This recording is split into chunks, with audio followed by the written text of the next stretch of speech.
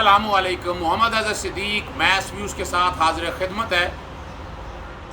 ریاست کے ساتھ جو دشمنی کرے، جو بغاوت کرے، ٹریزن کرے، اس کو معافی نہیں ہونی چاہیے کسی طرح سے بھی. اور میں بڑے عرصے سے یہ بات کہتا آیا ہوں، اس کو اس کے منطقی انجام تک پہنچانا چاہیے. ہم نے یہاں دیکھا کہ کس طرح کی باتیں کیپٹن صفدر لے لیں، مسلم لیگ نون کی قیادت لے لیں، پاکستان پیپلز پارٹی اس طرح کی باتیں نہیں کرتی رہی، لیکن جو خاص طور پر پاکستان مسلم لیگ نون کی قیادت کرتی رہی ہے وہ آپ کے سامنے ہے. پہلے انہوں نے عدالتی فیصلوں پر، آج انہیں وہ بلیک لسٹ سے نام نہ نکالنے والا خیال آ گیا ذہن میں. ذرا جائیں تو صحیح نا، پاناما کیس میں 5 ججز کے بارے میں کیا کیا باتیں انہوں نے کی. اچھا پھر کہتے رہے جی سزا ہوگی، ہم باہر آ گئے، ہم نے واپس آ گرفتاری دی. آپ نے کیا کچھ کیا؟ گریبان جھانکے پہلے آپ. اور اگر آپ واقعی عدالتی نظام کو اپنانا چاہتے ہیں تو ٹھنڈا گرم کی باتیں نہیں ہیں، اس پر عمل درآمد کرنا ہے آئین اور قانون کے مطابق. اور آپ عمل نہیں کر پا رہے، یہ مان لیں بات، آپ ذہن میں رکھ لیں بات. آج کا موضوع خاص طور پر ہے جاوید لطیف کا. بڑا ڈرامہ ہوا کہ جناب وکالت نامے واپس لے لیے، پتہ نہیں کیا کر دیا، ہمارے ساتھ زیادتی ہو رہی ہے. کیا زیادتی ہو رہی ہے ذرا وہ بھی سمجھنے والی باتیں ہیں. جاوید لطیف صاحب کے خلاف جو باتیں انہوں نے کی تھی وہ آپ سن چکے ہیں، وہ میں چلا نہیں سکتا، میں دہرا نہیں سکتا، میں بتا نہیں سکتا. پاکستان نہ کھپے کا نعرہ، اور وہ اندازہ لگائے ذاتی ملازم، بوٹ پالش کرنے والے لوگ جو ہیں، جو جوتے اٹھانے والے لوگ ہیں، ہاتھ پیچھے بیٹھ کے باندھنے والے لوگ کیا بتانا چاہتے ہیں. یعنی اس طرح کا بیانیہ آپ یہیں سے اندازہ لگا لیں. اس طرح کا بیانیہ جس کو پذیرائی انڈیا میں ملے، افغانستان میں ملے، امریکہ میں ملے، اور سو کالڈ لبرلز اور یہ خاص کلاس اس کا اپنے طریقے سے فائدہ اٹھائے، تو سمجھنے کے لیے بڑا آسان کام ہے نا کہ ایکچولی بات کیا ہے اور ہو کیا رہا ہے یہاں. اور یہ بھی کریڈٹ جاتا ہے کہ ایک شہری کو کہ اس نے ٹاؤن شپ میں پرچہ درج کرایا ریاست مخالف بیانی میں، لیکن جنہوں نے شیخوپورہ کے اندر جو تقریر کی ابھی تک اس کا پرچہ درج نہیں ہوا. پھر جب یہ وہاں سے بھاگے، جب ضمانت کینسل ہو گئی، سگیاں بول کے قریب جب یہ پکڑے گئے، پھر جو انہوں نے باقاعدہ ڈرامہ رچایا، وہاں جو باتیں کہ اس کا ایک علیحدہ پرچہ بنتا ہے، پتہ نہیں کیوں پرچہ درج نہیں کیا. یہ پرچے سارے درج ہو کے اس آدمی کو نشان عبرت بنانا چاہیے، اس کو چھوڑنا نہیں چاہیے ایسے آدمی کو. اور یہ سمجھتے ہیں نا کہ ہم جو مرضی مادر پدر آزاد ہے. آرٹیکل 19 بار بار پڑھیں، آپ کو اندازہ ہو جائے گا. یہ مادر پدر آزادی کا کانسیپٹ نہیں ہے یہاں پر کلیئرٹی کے ساتھ. اور اگر مادر پدر آزادی چاہتے ہیں تو پھر جسٹس قاضی فائز عیسیٰ صاحب نے اور سرینہ عیسیٰ صاحبہ نے جو باتیں کی ہیں وہ پھر آپ خود بتا دیں. آپ مجھے کہنے کی ضرورت نہیں ہے. اب تک ان کا تقریباً 12 دن کا ریمانڈ ہو گیا. اچھا یہ بھی میں بتاتا ہوں، جو مختلف میجسٹریٹ رہے، آج تو عبدالستار صاحب تھے، پہلے مختلف میجسٹریٹ، ایک لیڈی میجسٹریٹ بھی رہی ہیں.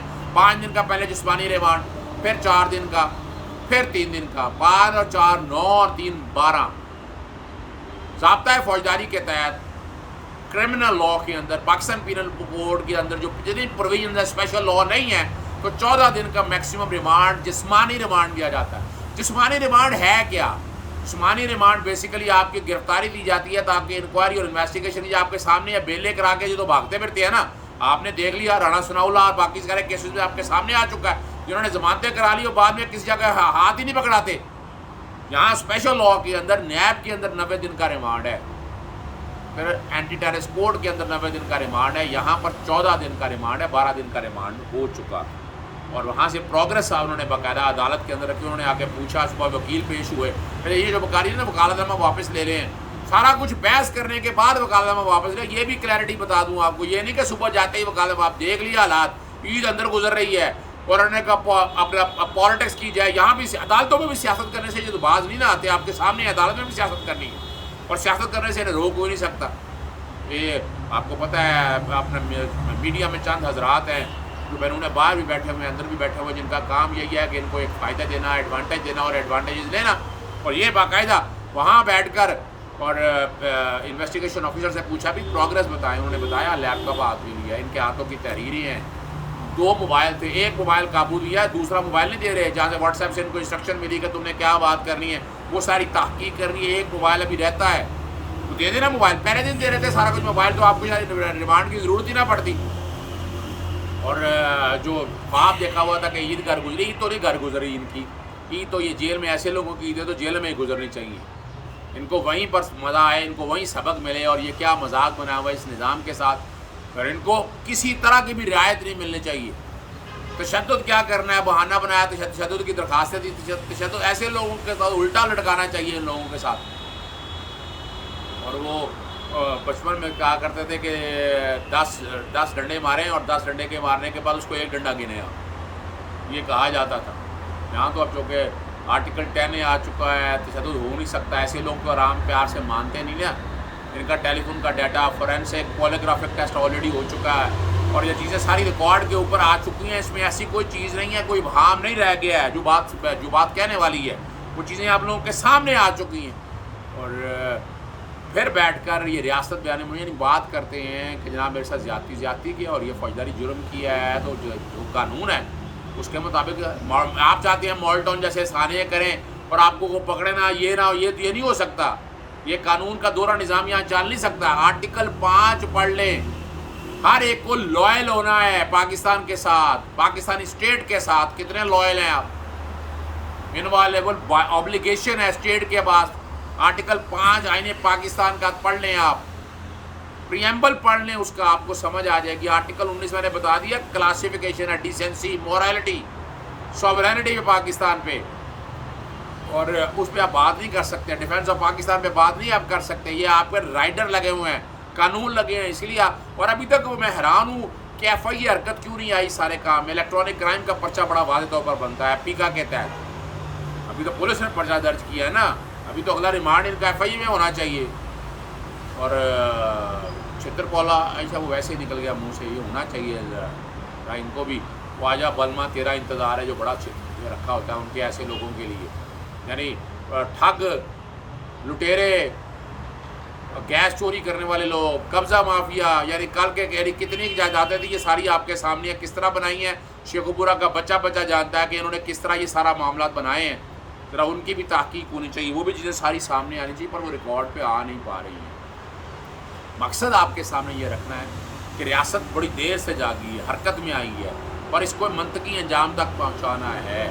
ابھی تو جوڈیشل ریمانڈ کے بعد فزیکل ریمانڈ سے جوڈیشل ریمانڈ میں جائیں گے، ضمانت کی درخواستیں آئیں گی، ضمانت کا کیس آپ کا بنتا نہیں ہے۔ اور یہ میں تو یہ کہوں گا یہ ٹرائل کا کیس جو ہے نا، ڈے ٹو ڈے ٹرائل کر کے ایسے بندے کو منطقی انجام تک پہنچانا چاہیے، اس کو ڈیلے نہیں کرنا چاہیے۔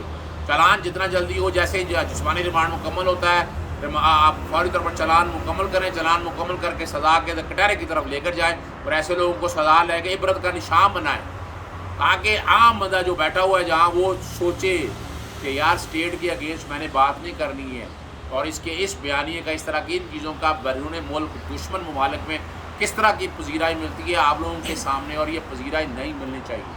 بڑا شور پڑا، بڑی دم پہ یعنی بڑی مصیبت پڑی پی ایم ایل این کے اندر سے، اور یہاں سو کالڈ لبرل مافیا وہ کئی ایسے آ گئے ہیں، وہ یعنی اندازہ لگائے کہ ان پڑھ آدمی کو، نالائق آدمی کو لیڈر مان رہے ہیں۔ میں تو حیران ہوں، وہ کلاس جو ہے خاص طور پر وہ اس کو لیڈر مان رہے ہیں، کس بات کا لیڈر ماننی ہے، کیا لیڈرانہ کوالٹیز ہے اس کے اندر؟ ذرا آپ بتا دیں اس ملک کے لیے کیا کیا اس انسان نے، جاوید لطیف نے، جس کو آپ لیڈر بنانا چاہ رہے ہیں، جس کو آپ آئیڈیلزم کی طرف لے کے، اور یہ کلاس وہی ہے، وہی کلاس ہے جو جسٹس قاضی فائز صاحب کے ساتھ، وہی کلاس ہے جو نواز شریف کے ساتھ بیٹھ کر اٹھ کر کھڑی ہوتی ہے، یہ وہی کلاس ہے ساری، یہ وہی لوگ ہیں جو پاکستان کو پتہ نہیں کہاں لے جانا چاہتے ہیں، جو پاکستان کی جو اسلامیت جو اس کا اپنا تشخص ختم کرنا چاہتے ہیں، اور یہ باقاعدہ ایجنڈے کے ساتھ لے کر۔ اور آپ کو پتہ ہے سوشل میڈیا ان کا بڑا اسٹرانگ ہے، پیسے بڑا خرچ کرتے ہیں پی ایم ایل این، اور کوشش ان کی یہ ہوتی ہے کہ آگے انہوں نے رکھے ہوتے ہیں ٹیشو پیپر استعمال کرنے پہ، اس کو تو پتہ نہیں ہے نا کہ جاوید لطیف کو ٹیشو پیپر کی طرح استعمال کر لیا، اٹھا کر پھینک دیں گے۔ ہم کو بڑے بڑے لیڈر آپ کے دیکھ لیں کہ کس کا انہوں نے قد بڑھنے دیا، قد کاٹ دیتے ہیں یہ آپ کے سامنے۔ مجھے یہ بتا دیں کہ پی ایم ایل این کے اندر کسی سیاست میں وہ سارے ملازم ہیں ذاتی، کوئی رائٹ ونگ میں آ گیا، کوئی لیفٹ ونگ میں آ گیا، سب سے جو بڑی قیادت ان کی تھی وہ راجہ ظفر اللہ کو کتنا کا آگے آنے دیا انہوں نے، سرتاج عزیز کو کتنا کا آگے آنے دیا انہوں نے، کو وزیر اعظم بنا دیا، کو وزیر اعلیٰ بنا دیا انہوں نے، ان کو چوہے نثار علی خان کو بتا دیں کتنی قربانیاں انہوں نے۔ تو یہ پی ایم ایل این کا کام جو ہے نا ذاتی مقاصد ہے، ذاتی مقاصد کے ایڈوانٹیج سے لینا ہے، تو ان کے لیے آگے جو فرنٹ لائن پہ لڑ رہے ہیں نا لوگ، ان کو ان کے منطقی انجام تک پھر اس کے پیچھے اس کی تحقیق پوری ہونی چاہیے۔ مریم نواز یا گینگ اس میں کہیں نہ کہیں انوالو ہے جاوید لطیف کے کیس میں، اور جب تک اس کی انویسٹی اور انکوائری اور انویسٹیگیشن اس میرٹ پر آ کر ان لوگوں کو انوالو بھی کہتے تو یہ لوگ روکیں گے نہیں۔ اجازت دیجیے گا، خدا حافظ، پاکستان زندہ باد۔